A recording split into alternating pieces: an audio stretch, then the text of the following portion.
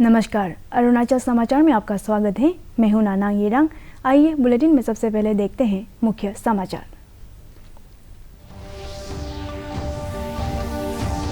केंद्र सरकार ने देश में वर्तमान मेडिकल कॉलेजों के पास 1570 करोड़ रुपए की लागत से 157 नए सरकारी नर्सिंग कॉलेजों की स्थापना और राष्ट्रीय चिकित्सा उपकरण नीति 2023 को दी मंजूरी। अगले 24 महीनों में तैयार हो जाएंगे ये नर्सिंग कॉलेज। प्रधानमंत्री नरेंद्र मोदी ने देश में रेडियो प्रसारण को बढ़ावा देने के लिए शुक्रवार को 91 FM ट्रांसमीटर का करेंगे उद्घाटन। देश के 18 राज्यों और 2 केंद्र शासित प्रदेशों के 84 जिलों में स्थापित 100 वाट के FM ट्रांसमीटर का उद्देश्य आकांक्षी जिलों और सीमावर्ती क्षेत्रों में रेडियो प्रसारण का करना है विस्तार। अपर सियांग जिले के मारियांग में कामगारों के लिए लगाया गया जागरूकता शिविर। All Arunachal Pradesh labour union की जिला इकाई द्वारा आयोजित इस शिविर में रजिस्टर्ड कामगारों को ब्लैंकेट, टिफिन बॉक्स, बैग और मस्कीटो नेट किया गया वितरित। केंद्र सरकार ने देश में वर्तमान मेडिकल कॉलेजों के पास 1570 करोड़ रुपए की लागत से 157 नए सरकारी नर्सिंग कॉलेजों की स्थापना को मंजूरी दी है।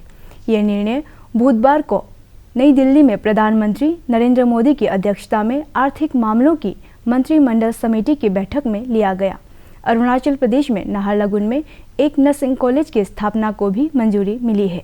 बैठक के बाद केंद्रीय स्वास्थ्य मंत्री डॉक्टर मनसुख मंडाविया ने कहा है कि प्रत्येक नर्सिंग कॉलेज की स्थापना के लिए 10 करोड़ रुपए की राशि दी जाएगी। उन्होंने कहा कि भारत सहित विश्व स्तर पर BSc नर्सिंग की मांग बढ़ी है और नए नर्सिंग कॉलेज के खुलने से इस मांग को पूरा करने में मदद मिलेगी। उन्होंने कहा कि ये नर्सिंग कॉलेज पहले 24 महीनों में तैयार हो जाएंगे। सरकार ने राष्ट्रीय चिकित्सा उपकरण नीति 2023 को भी मंजूरी दी है। भारत में चिकित्सा उपकरण क्षेत्र तेज गति से बढ़ रहा है। देश में चिकित्सा उपकरण क्षेत्र का बाजार 2020 में लगभग 90,000 करोड़ रुपए रहने का अनुमान है और वैश्विक बाजार से इसकी हिस्सेदारी 1.5% रहने का अनुमान है। इस नीति से चिकित्सा उपकरण क्षेत्र अगले 5 वर्षों में वर्तमान $11 अरब से $50 अरब तक बढ़ने की उम्मीद है। नेशनल मेडिकल डिवाइस पॉलिसी 2023, ये पॉलिसी के तहत देश में सभी मेडिकल डिवाइस में रेगुलेटरी सिस्टम हेल्थ मिनिस्ट्री कर रही है, लेकिन उसको हॉलिस्टिक अप्रोच से करना है। तो कौन सा रेगुलेशन कैसे करना है, मेडिकल डिवाइस का स्टैंडर्ड तय करना है तो BIS भी उसमें अंदर आएगा। उसको कौन से कितने समय में कैसे करना है, उसके एक टाइमलाइन तय हो जाए। एक हॉलिस्टिकल अप्रोच के साथ हम मेडिकल डिवाइस इंडस्ट्रीज को आगे बढ़ा सके, एक ब्रांड इंडिया के रूप में उसको प्रमोट करना, ऐसा करके एक हॉलिस्टिक अप्रोच से हम मेडिकल डिवाइस इंडस्ट्रीज को आगे बढ़ा के हम अगले 10-15 साल में उसका कद 12% से आगे बढ़ रहा है। तो जिस तरह से ये इंडस्ट्रीज आगे बढ़ रही है और हम उसको पॉलिसी के तहत उस सिस्टम में लाएंगे, एक कॉम्प्रिहेंसिव अप्रोच से हम उसमें काम करेंगे, तो नतीजा ये निकलेगा कि जब देश आज़ादी का शताब्दी वर्ष मनाता हो तब 25 साल में हम देश को मेडिकल डिवाइस सेक्टर में एक प्रमुख रूप में दुनिया में स्थापित कर पाएंगे। CCEA में एक महत्वपूर्ण निर्णय किया गया है। ये निर्णय है देश में 157 न्यू गवर्नमेंट नर्सिंग कॉलेज खोलने के लिए।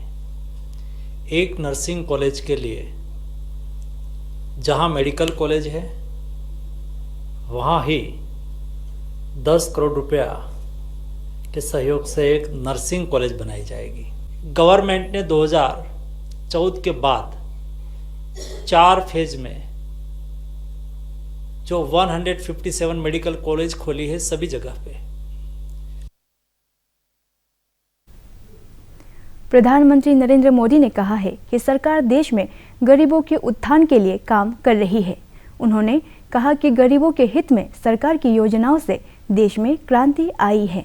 नई दिल्ली में एक निजी टेलीविजन चैनल के कार्यक्रम को संबोधित करते हुए प्रधानमंत्री ने कहा है कि सरकार देश में गरीबों को सुरक्षा और सम्मान दिलाने के लिए काम कर रही है। उन्होंने इस बात का भी उल्लेख किया कि पिछले 9 वर्षों में गरीब, वंचित, मध्यम वर्ग सहित समाज के हर वर्ग ने जीवन में स्पष्ट रूप से परिवर्तन देखा है। उन्होंने कहा कि जिन लोगों को समाज के ऊपर बोझ समझा जाता था, वे अब विकास को गति प्रदान कर रहे हैं। प्रधानमंत्री ने कहा कि आज वे देश के विकास के लिए मिशन के तरीके और दृष्टिकोण से काम कर रहे हैं। उन्होंने कहा कि देश में बदलाव जमीन पर दिख रहा है। उन्होंने ये भी कहा कि ऐसे समय में जब विश्व की विशालतम अर्थव्यवस्थाएं डवाडोल थी, तब भारत संकट से बाहर आया और तीव्र गति से आगे बढ़ रहा है। उसकी दिशा क्या है,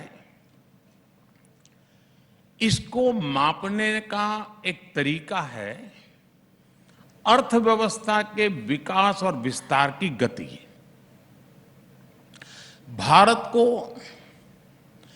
$1 ट्रिलियन की अर्थव्यवस्था बनने में लगभग 60 साल लगे, 60 इयर्स। 2014 तक हम लोग किसी तरह $2 ट्रिलियन के मार्क तक पहुंच पाए थे, यानी 7 दशक में $2 ट्रिलियन की अर्थव्यवस्था। लेकिन आज हमारी सरकार के 9 वर्ष बाद भारत आज लगभग $3.5 ट्रिलियन इकोनॉमी वाला देश है। बीते 9 वर्षों में हमने 10वें नंबर की अर्थव्यवस्था से 5वें नंबर तक की लंबी छलांग लगाई, और ये सब 100 साल के सबसे बड़े संकट के बीच हुआ है। जिस दौर में दुनिया की बड़ी बड़ी अर्थव्यवस्थाएं फंसी हुई थी, उस दौर में भारत संकट से बाहर भी निकला और तेज गति से आगे भी बढ़ रहा है। प्रधानमंत्री नरेंद्र मोदी ने देश में रेडियो प्रसारण को बढ़ावा देने के लिए कल यानी शुक्रवार को 91 FM ट्रांसमीटर का उद्घाटन करेंगे।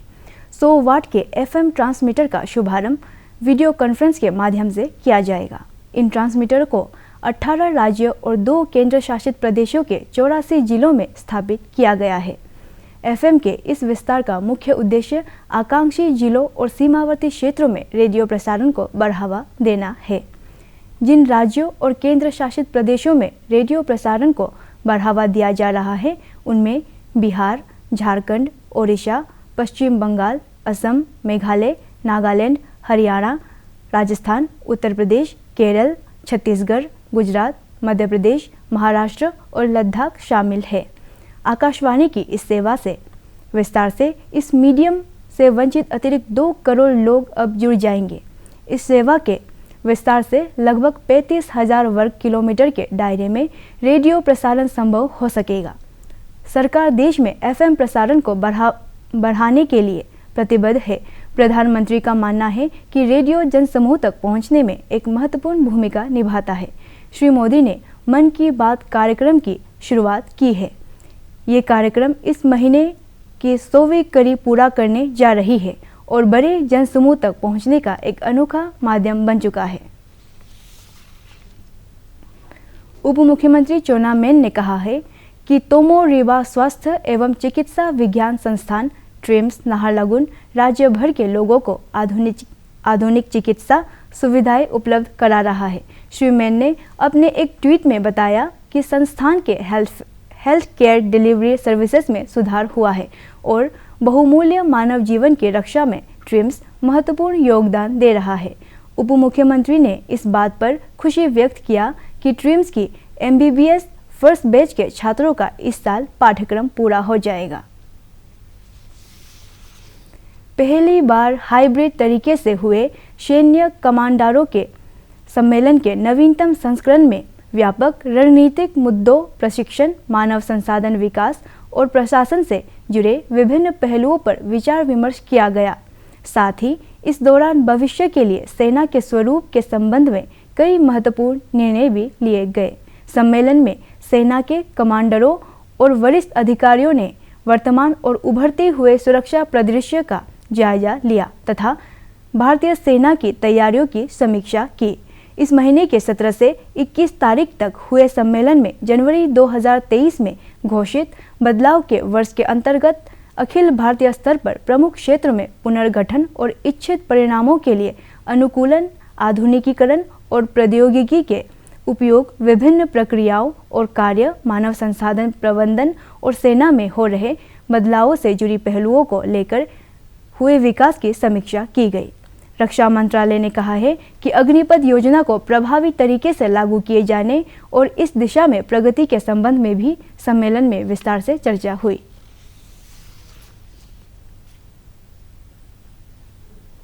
अरुणाचल प्रदेश सरकार बॉर्डर विलेज इल्यूमिनेशन प्रोग्राम के तहत सीमांत गांवों में विद्युत आपूर्ति के लिए माइक्रो हाइड्रो पावर प्रोजेक्ट स्थापित कर रही है। वाइब्रेंट विलेज प्रोग्राम के तहत केंद्र और राज्य सरकार मिलकर बॉर्डर विलेज में पलायन को रोकने के लिए लोगों को आत्मनिर्भर बनाने हेतु आधारभूत सुविधाओं का प्राथमिकता से विकास कर रही है। तवांग जिले में करीब 12,000 फीट की ऊंचाई पर 100 किलोवाट क्षमता का माइक्रो हाइडल प्रोजेक्ट स्थापित किया गया है। इससे बॉर्डर विलेज में 24 घंटे विद्युत आपूर्ति के साथ ही कार्बन उत्सर्जन में कमी के लक्ष्य को हासिल किया जा सकेगा।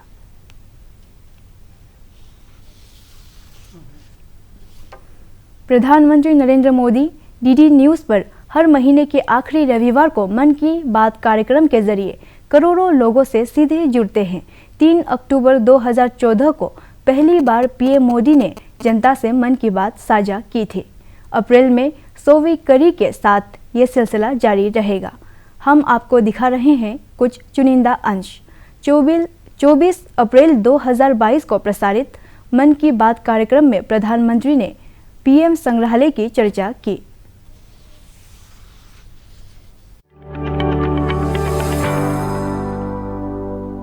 साथियों, देश के प्रधानमंत्रियों के योगदान को याद करने के लिए आजादी के अमृत महोत्सव से अच्छा समय और क्या हो सकता है।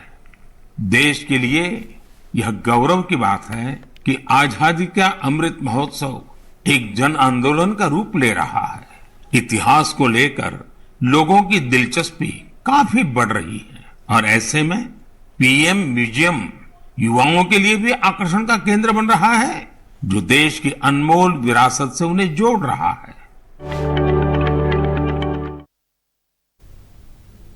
खोंसा में सीएम डैशबोर्ड और हाल ही में ई प्रगति की बैठक और केंद्र प्रायोजित योजनाओं की मॉनिटरिंग के लिए तैयार किए गए ट्रैक्टर पोर्टल के संबंध में तिराप, चांगलांग और लोंगडिंग जिले के अधिकारियों के लिए कार्यशाला आयोजित की गई। अरुणाचल प्रदेश के प्लानिंग एंड इन्वेस्टमेंट विभाग के मॉनिटरिंग विभाग द्वारा बुधवार को आयोजित इस कार्यशाला में टीएलसी रीजन के 81 अधिकारियों ने हिस्सा लिया। अपर सियांग जिले के गेकू टाउन में बुधवार को आग दुर्घटना में 8 घरों और एक अनाज का गोदाम बुरी तरह जलकर नष्ट हो गया और आसपास के घरों को भी नुकसान पहुंचा। हालांकि इस दुर्घटना में किसी के हताहत होने की खबर नहीं है। स्थानीय प्रशासन प्रभावित परिवारों के पुनर्वास और दुर्घटना के कारणों और इससे हुए नुकसान का आकलन में लगा हुआ है।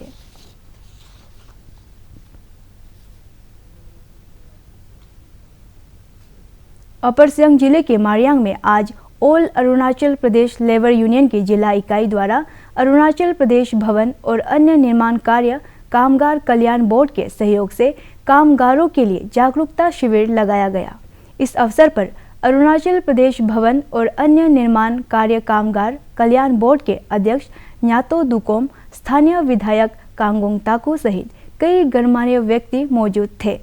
इस शिविर में बोर्ड में रजिस्टर्ड कामगारों को ब्लैंकेट, टिफिन बॉक्स, बैग और मस्कीटो नेट वितरित किया गया।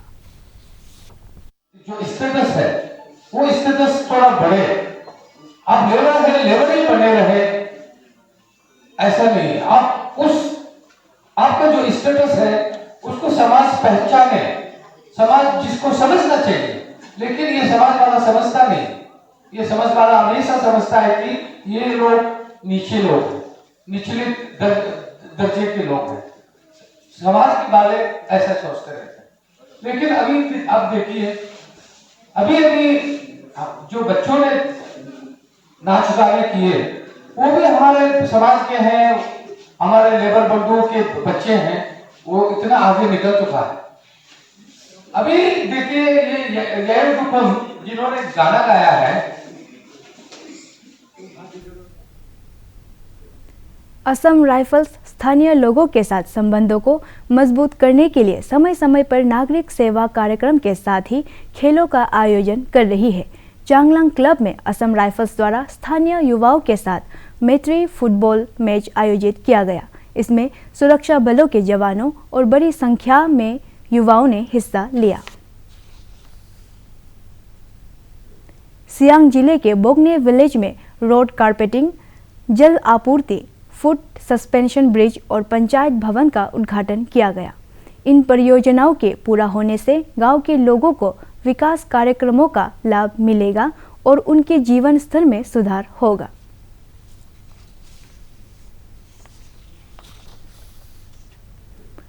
तिराप जिले के ओल्ड लापतंग एमई स्कूल में डिपार्टमेंट ऑफ तिराप, चांगलांग और लोंगडिंग की सहायता से निर्मित डबल स्टोरी क्लासरूम का उद्घाटन किया गया। इससे तिराप जिले के छात्रों को लाभ होगा और सुविधाओं से युक्त क्लासरूम उपलब्ध होने से उनका लर्निंग एक्सपीरियंस बेहतर होगा।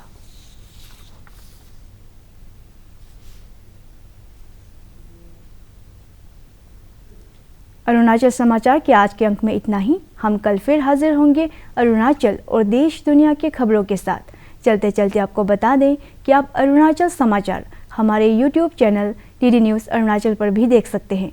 देखते रहिए अरुण प्रभा। नमस्कार।